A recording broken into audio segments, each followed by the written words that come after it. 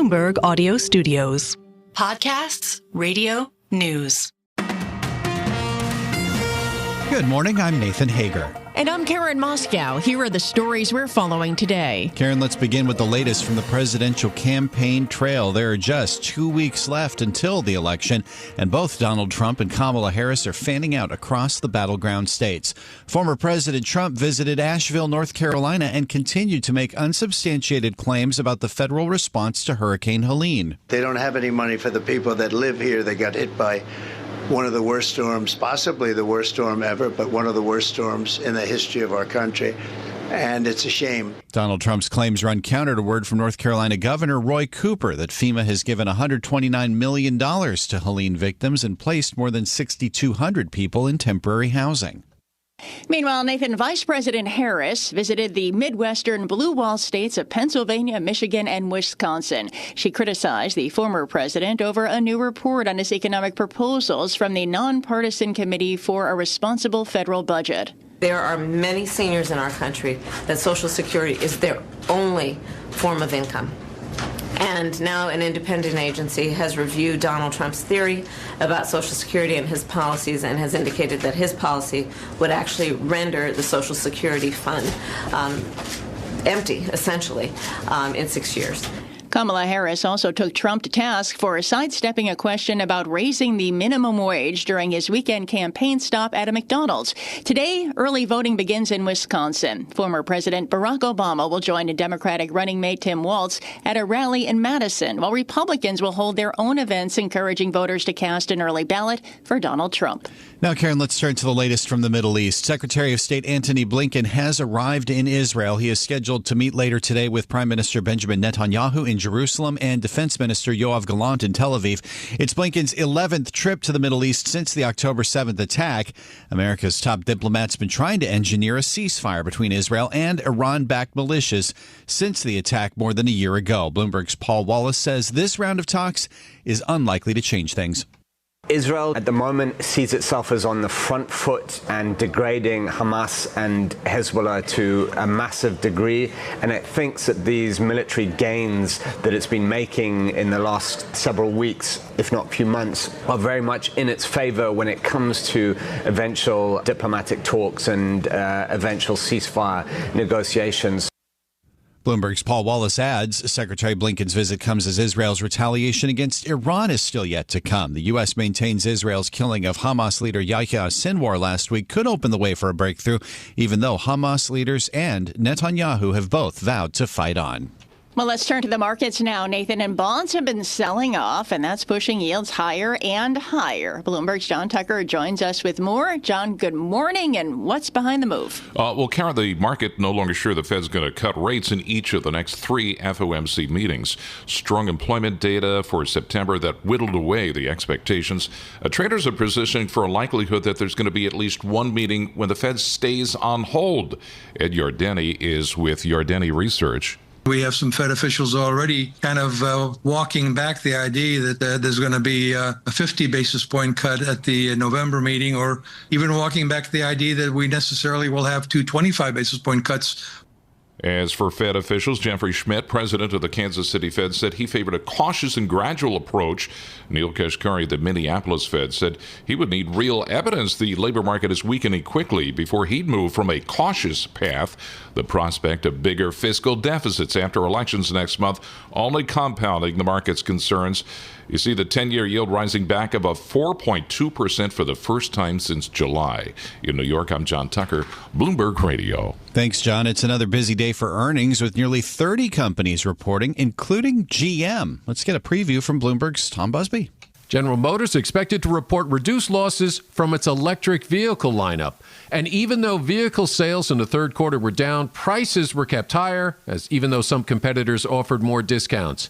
Add in the benefits it likely got from its recent stock buyback plans, and that should all give GM a boost. Investors will also be watching for any improvement and outlook for its operations in China, which has lost money the past 2 quarters.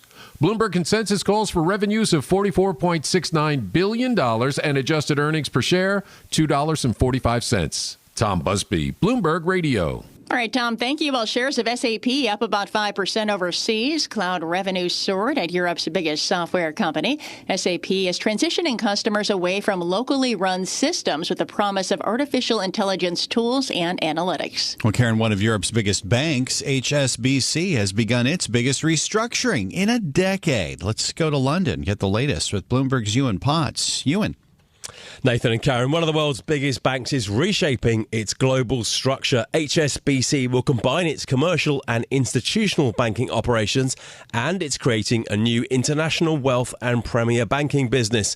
It's all part of a plan by the London-based lender's new CEO to cut costs and reduce complexity. HSBC has also named a new CFO, its first female finance director in its 159-year history. In London, I'm Ewan Potts, Bloomberg Radio.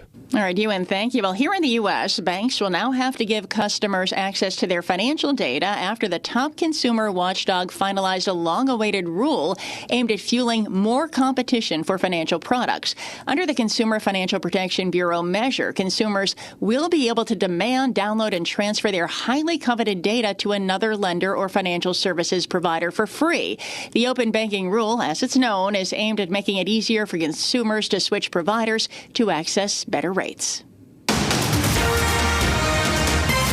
Time now for a look at some of the other stories making news in New York and around the world. And for that, we're joined by Bloomberg's Michael Barr. Michael, good morning. Good morning, Karen. More support for a new trial in a death row case in Texas. Supporters of Robert Robertson insist that his 2003 conviction in the killing of his 2-year-old daughter was based on the now discredited shaken baby syndrome theory. State Representative Lacey Hull testified before state lawmakers. She is backing a new trial for Robertson. Let the jury make up their mind, but he deserves a real defense and a fair trial. Robertson has some high-profile support, including psychologist Phil McGraw, better known as Dr. Phil. If we start executing people in Texas absent due process, absent fair trial, we are going down a really dangerous road. Also among Dr. Phil supporting Robertson, author John Grisham. A powerful new drug is making headlines in the U.S. An autopsy has revealed former One Direction singer Liam Payne had multiple drugs in his system, including pink cocaine, when he plunged off a balcony in Argentina last week, dying at the age of 31. The drug has also been linked to rapper Sean Diddy Combs. Despite its name, there's often no cocaine in the mix of drugs, which acts as both a stimulant and depressant. Former DEA official Bill Bodner. It's been in the United States for a little while now. It hasn't been as popular as it's becoming now. Public health officials are warning parents the designer drug, with its bright color, is growing in popularity among teens and young adults. Cuba's capital remains paralyzed as the island had a fourth night of a massive blackout that has generated both a handful of small protests and a stern government warning that any unrest will be punished. Meanwhile, Hurricane Oscar crossed the island's eastern coast with winds and heavy rain Sunday night, leaving at least 6 dead. Filmmaker Steven Spielberg is among 20 recipients of the National Medals of Arts. President Biden also honored 19 recipients of National Humanities Medals, including playwright-screenwriter Aaron Sorkin. After presenting the medals, the president had a message to the recipients. With absolute courage, you combat racial stereotypes, confront ghosts of history, and speak truth to power. Filmmaker Spike Lee and Ken Burns and singers Missy Elliott and Queen Latifah were also honored with medals of art at the White House. Global news 24 hours a day and whenever you want it with Bloomberg News Now. I'm Michael Barr, and this is Bloomberg. Karen. All right, Michael Barr, thank you.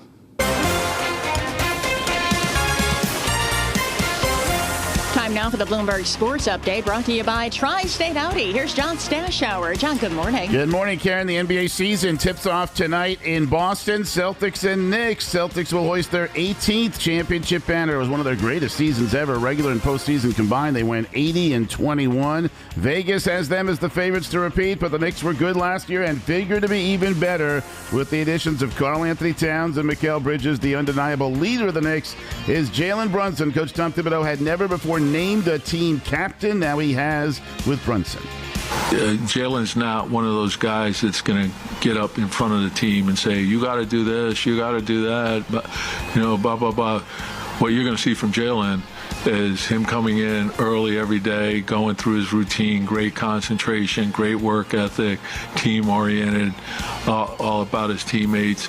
And to me, there's no better leadership than that. One other game tonight, that's Minnesota taking on the Lakers. LeBron James starting his 22nd NBA season. New Lakers coach J.J. Redick hasn't said whether LeBron's son, Bronny, will join him on the court. If he does, it's NBA history. It's only happened once in baseball. In 1990 in Seattle, Ken Griffey Sr. and Jr. played together. The Griffies will be at the game tonight in L.A. Baltimore Ravens with their fifth straight win led by Lamar Jackson, making a case for another MVP through 5 touchdown passes in a 41-31 win at Tampa Bay. Derrick Henry rushed for 169 yards. James Conner, 152 all-purpose yards. Arizona on a last-second field goal topped the L.A. Chargers 17-15. Injury news include a couple of season enders. Browns QB Deshaun Watson, who was not having a good season, now out. Ruptured Achilles. 49ers wideout Brandon Ayuk, torn ACL. The rib injury suffered by Washington's star rookie QB Jaden Daniels may keep him out this week, but it's not long-term.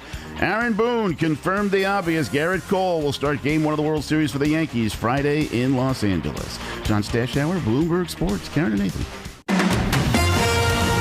Coast to coast on Bloomberg Radio, nationwide on Sirius XM, and around the world on Bloomberg.com and the Bloomberg Business app. This is Bloomberg Daybreak. Good morning. I'm Nathan Hager. With 2 weeks left until the election, Donald Trump and Kamala Harris are both scouring the battleground states for every last swing vote they can find. In our movement, we love Christians, we welcome believers, and we embrace followers of Jesus. Every election we've said this is the one. This is the one.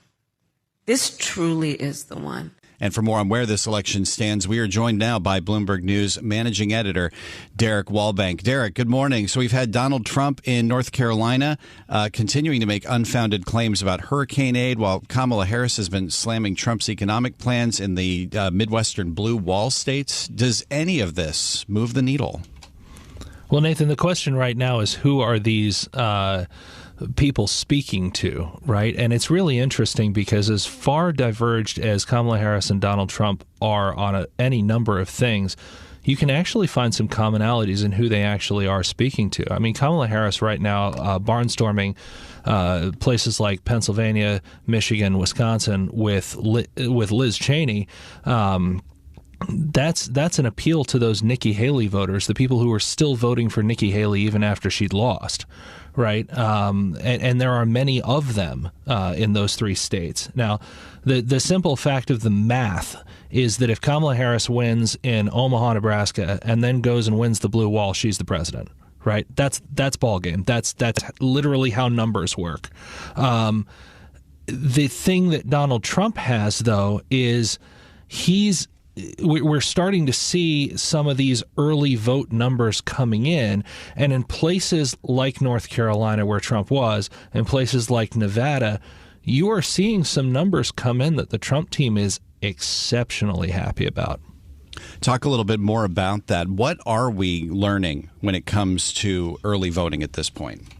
Well, it's tough, Nathan, right? Remember, because if we're baselining off of 2020, we're baselining off of a COVID election where Democrats were only too happy to vote almost entirely, by mail. And there was such a big divergence between mail and in person, and the likes that we really hadn't seen before. Republicans have definitely emphasized mail more and early vote more, and both sides are trying to bank votes. But we are seeing, certainly, in Nevada, we're seeing a bit of an outperformance among rural voters. We're seeing the vote in Las Vegas, the big Democratic bulwark, isn't really where it has been in prior cycles, certainly relatively. At the same time, if I'm looking for good news for Kamala Harris, I'll tell you, I would find it in some of the gender gaps that I'm seeing in some of these early states. You're seeing in some of these places in the early vote, women outvoting men by maybe 8-9 percentage points.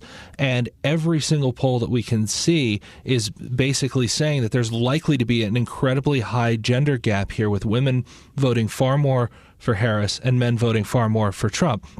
again, let me reduce this. I'm vastly oversimplifying it here, so all those disclaimers. But if you just sort of figured that there was an even breakout, right, in terms of women for Harris and men for Trump, and then more women vote, the math to that suggests that that's good news for Kamala Harris. So there are positive indicators for both sides depending on where you look across these 7 critical battleground states. I do think one of the biggest commonalities, though, Nathan, is that you see again and again and again, both of these candidates keep returning to Pennsylvania.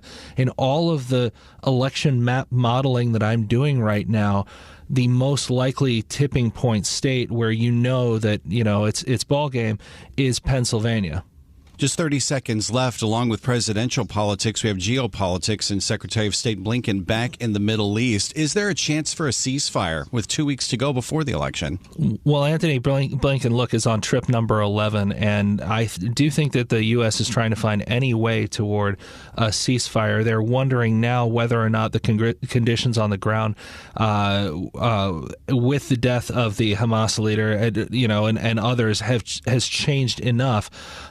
Hard to say right now, but the Biden administration does keep trying, and maybe at one point they succeed. But we haven't necessarily seen a massive change on the ground. Benjamin Netanyahu has been very clear, Israel's prime minister, that the condition for a ceasefire is release the hostages, and that has not happened. This is Bloomberg Daybreak, your morning podcast on the stories making news from Wall Street to Washington and beyond. Look for us on your podcast feed by 6 a.m. Eastern each morning on Apple, Spotify, or anywhere else you listen. You can also listen live each morning starting at 5 a.m. Wall Street time on Bloomberg 1130 in New York, Bloomberg 99.1 in Washington, Bloomberg 92.9 in Boston, and nationwide on Sirius XM Channel 121. Plus, listen coast to coast on the Bloomberg Business app, now with Apple CarPlay and Android Auto interfaces. And don't forget to subscribe to Bloomberg News Now. It's the latest news whenever you want it, in 5 minutes or less. Search Bloomberg News Now on your favorite podcast platform to stay informed all day long. I'm Karen Moscow. And I'm Nathan Hager. Join us again tomorrow morning for all the news you need to start your day right here on Bloomberg Daybreak.